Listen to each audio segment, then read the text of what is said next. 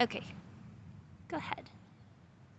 Hello, I'm Bill Pinehart, and Rachel asked me to talk about my garden here in East Cullman.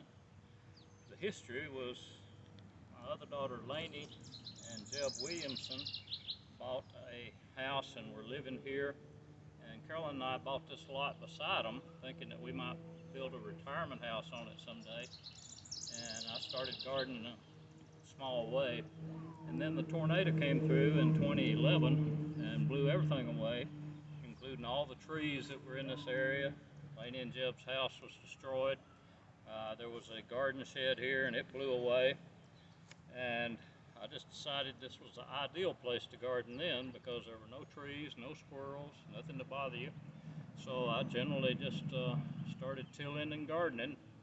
And I know the Tony Glover always tells me that this is the old-timey way to garden, just take your tiller and till things up, but it's what I grew up with and what I enjoy. Rachel asked that we look at some of the perennial things we have. Kiwi is something I've always kind of been interested in. Planted some over at our house one time and it just grew so fast, finally just had to cut it all down. But this vine has done well. Here you can see some of the kiwis.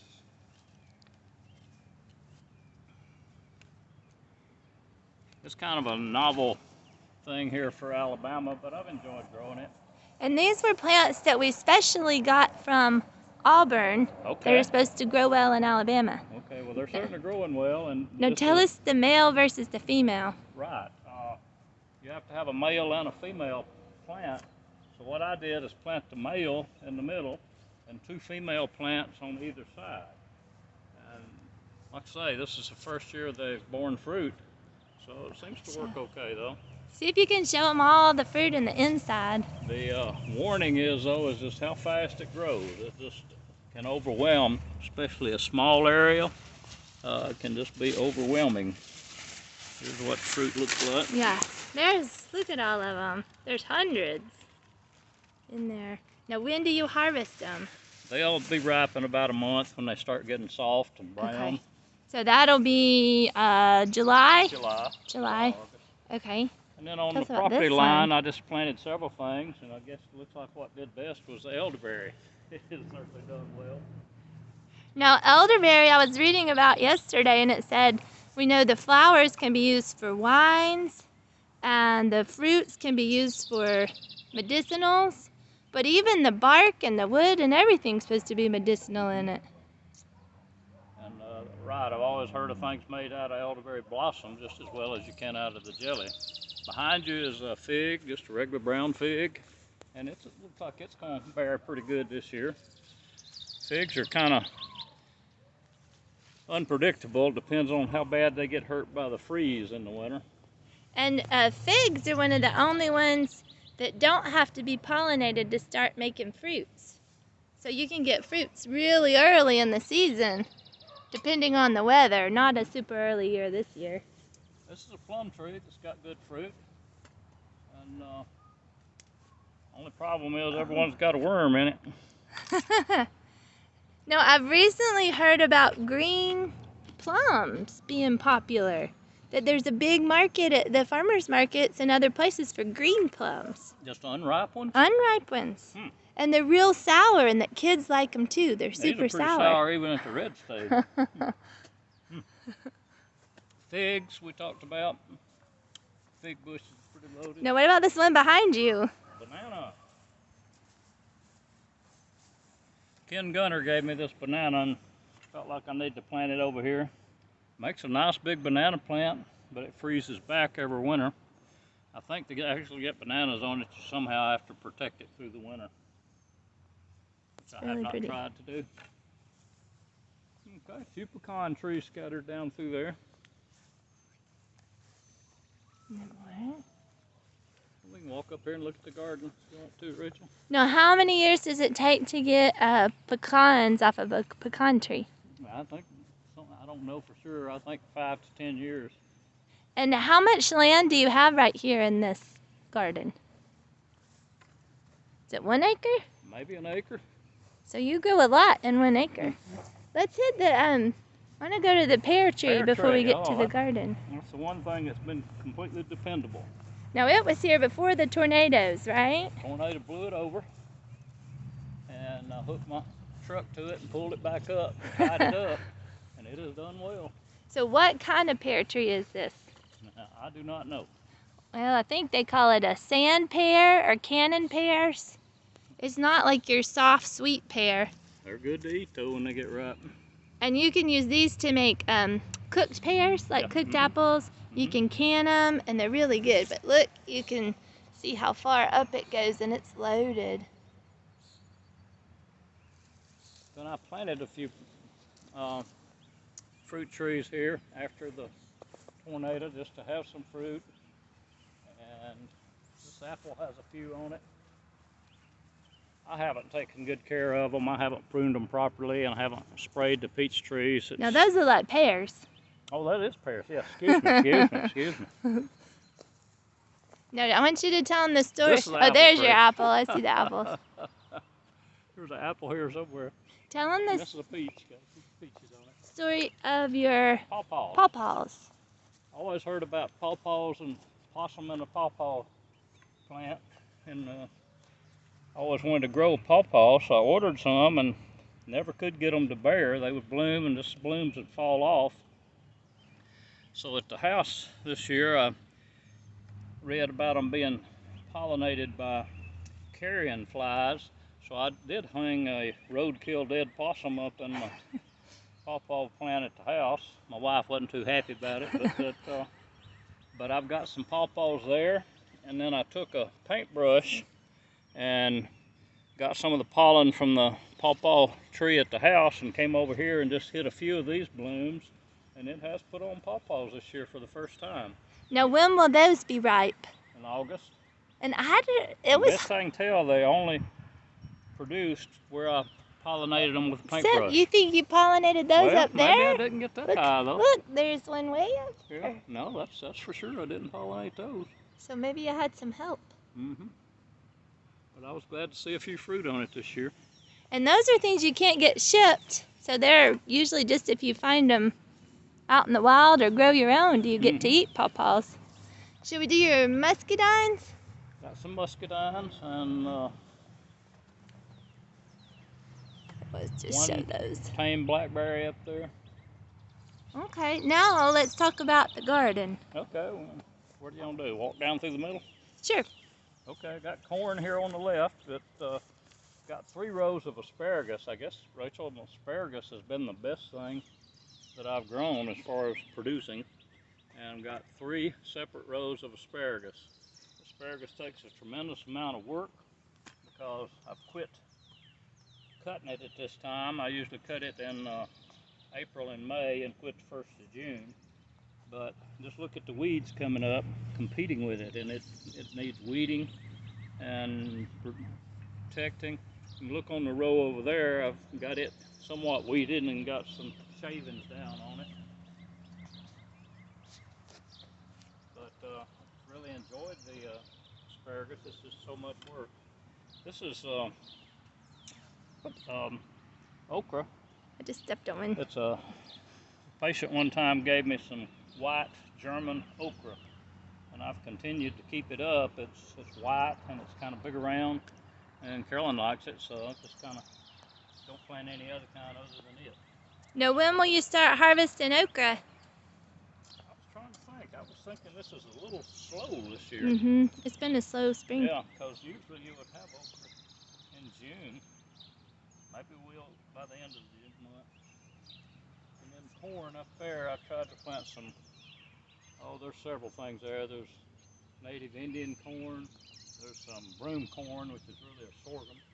And then there's just regular peaches and cream and silver queen down that way, just kind of scattered in. Now, I notice you have it growing kind of in blocks. Is that for a reason, not just one skinny row? I was told that you got better pollination if it was 3 or 4 rows together or planted in a block, so I have tried to do that. Now, you've grown popcorn, Indian corn, sweet corn all at one time. You're not worrying about it cross-pollinating and getting something funny? No, I think that would be in the next generation, wouldn't it? That's what I think. I don't think it's any problem unless you're going to keep your seeds and plant your seeds. And since I just start over with new seeds every year, it's not been a problem. Okay. Actually, the popcorn and Indian corn I've kept and replanted, it didn't seem to be a problem. Sometimes you get mixed up in the garden, and along in here I was planting okra, and then I came along and planted corn on top of it. And so I need to be transplanting the okra out. Or it could just be companion planting. I don't think the okra will do as well under that corn. Now, one thing I really appreciate in your garden is you have a place for pollinators in your vegetable garden. So tell us about what you have planted up here. You're going to probably need to talk about them. There's various milkweed plants. And what kind is this, Rachel? So that's your common milkweed. Okay. Have you seen any caterpillars on it yet? I have not.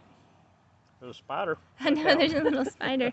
And then this is just a sunflower you've got growing in there too, yeah, right? It just kind of happened to come in there. Now, do these Jerusalem artichokes count? Yes. They have an artichoke root that will just spread and really will take over an area. But they have a pretty blossom on them, so I thought they were okay. So they're a food plant, and they're also a pollinator plant. They're related to our native sunflowers, the helianthus, I think. And they just come back by themselves every year. I don't even have to plant them. A few iris. And this was the first planting of corn. And you can see it's tossing and putting on ears. So when will you pick them?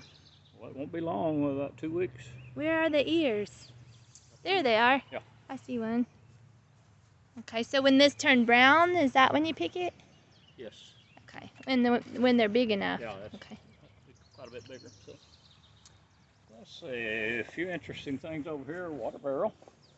Since I don't have city water here, I depend on my water barrel off that little roof, and that's worked that well. You got compost. Compost and blueberries. Blueberry's not done well. I don't know what the trouble is with it. It's maybe in a bad place or soil's not right, but it's just not done any good. And you've got moonvine growing over here. Moonvine, I really enjoy it. Carolyn's grandfather gave us this moonflower plant years ago, and I've kept it going from the seed every year. But it'll climb all the way up to the roof, and it has like a 4-inch white bloom that opens about 5 o'clock in the afternoon. So it's a pollinator plant, but for mainly moths and nighttime pollinators, right? Mm-hmm. Now, what about your herb bed over here? Yeah, I'll let you talk about it because I'm not sure what everything is. I've just kind of haphazardly planted things. We've got perennial rosemary that's coming back, and this is your fennel. Which is taking over. I already cut it out a couple Fennel of takes over. It's huge, but the black swallowtails love it. And this is herb fennel, not bulb fennel. That's what it is. So you don't use the bulb, but you can use the leaf fennel for different things. It tastes like licorice. There's some oregano trying to grow up in there. There's a radish or two trying to grow. Yeah, there's some radishes. But fennel crowded everything out. The fennel smells really good. And this is money plant. What did you call it? Oh yeah, the dollar plant. Dollar plant. And what about this? Is this wood sorrel? Yeah, I just didn't mow it, and it's pretty. It's got a bumblebee on it. Yeah, it's a good pollinator plant too. They say for like butterflies and pollinators, they like big swaths of color because it attracts them in. And I think this would be a good swath of color to attract them in. I didn't plant it. It just came up as far as I know. I think it's a native wood sorrel. Okay, how about, what else you got over here? Want to talk about the beans, the pole beans? Pole beans? I know all kind of ways are advised for growing pole beans. I've always just enjoyed putting up a pole, let them climb up the pole. These are rattlesnake pole beans is what I've traditionally planted and enjoyed. And see that they're blooming now, and we'll have pole beans here in a week or so. Now you were like rattlesnake pole beans, even though they've got strings and you got to string them. Mm-hmm. They still taste the best? I think so. Carolyn's always liked them. And they do well in the hot weather, right? Yes. And so I'd actually planted some others that didn't come up and do well, so I came back and just replanted the rattlesnake pole beans on top of them. I guess that's over there. Now, what are these? Are these southern peas? Yes, black-eyed purple hull peas, a whole row of them intermingled with sunflower. Did the sunflowers volunteer, or did you Yeah, we plant had them? so many There's volunteers. so many. And those look like the Mexican sunflowers. And they just came up everywhere. You can see I've tilled them up. They Yeah. came up that thick. Wow. They're healthier than ones we started by seed, a lot healthier. But weeds are such a problem. They just come up and come up and come up. And no solution to that except hoeing? Well, unless you're going to use some kind of pre-emerge spray or something. Yeah. Which I finally gave up on all pesticides and insecticides here. And herbicides, I just don't use any of them. But you get a good crop. Use fertilizer. Yeah. And I'm going to show the asparagus over here. You can see where he's just stopped picking. Like that one you could actually pick still, but you're letting them rest and letting the roots grow. Let them grow. Let them grow. And you can see that clean these out and put a little sawdust down on them. They all need to have that done to them. It's just so much work. Peas. And then how about your squash? You've got summer squash growing over here. We just picked the squash. That's one thing we eat a lot of, is just the yellow crookneck squash and the black zucchini. I've enjoyed those. Now you've started planting some of those from plants, not just seeds, right? Some of the ones up here were planted from plants, yes. All these are from seeds. These are from seeds. Yep. And tomatoes are just kind of a hodgepodge. The Cherokee purple is what we like the best. And I more or less get cages around some of them, and some of them I don't. That's a big row of tomatoes. Probably another month till you start getting tomatoes. Well, they've got tomatoes on them now. So maybe sooner. Like this one that Yeah. there. That one might be sooner. And then more pole beans down here. Big sunflower. And what about you got collards down here too, right? I just happened to plant them and they came up and did well. Somebody needs to eat them. That's a good row of collards. Eat them before it gets too hot. Yep. And then you usually over on the edge plant a row of sunflowers. On the ends of the row, I try to put something that blooms, yes. And this is the Mexican sunflowers just starting to bloom. The Tithonias. Where are they? There they are. And they will bloom all summer. And the butterflies love them. And then you've planted some, over here, some cantaloupes. Cantaloupes. Zinnias. And that's a row of cantaloupes. And then these were volunteer summer squashes, Yes. but they've got yellow squashes on those. They just came up, so I let some of them grow. Sometimes the volunteers do the very best. Try to plant a row of sunflowers on the bottom, but for some reason they didn't come up well this year. I've got some, but it's not a good solid row. Well, any advice to new gardeners or wannabe gardeners? Just dig up some ground and plant some plants. And it's not too late now, here in early June. Especially with all the rain we had, it's good planting time right now. The ground is nice and wet. Very good. Well, thank you for this tour of your garden. Enjoyed it.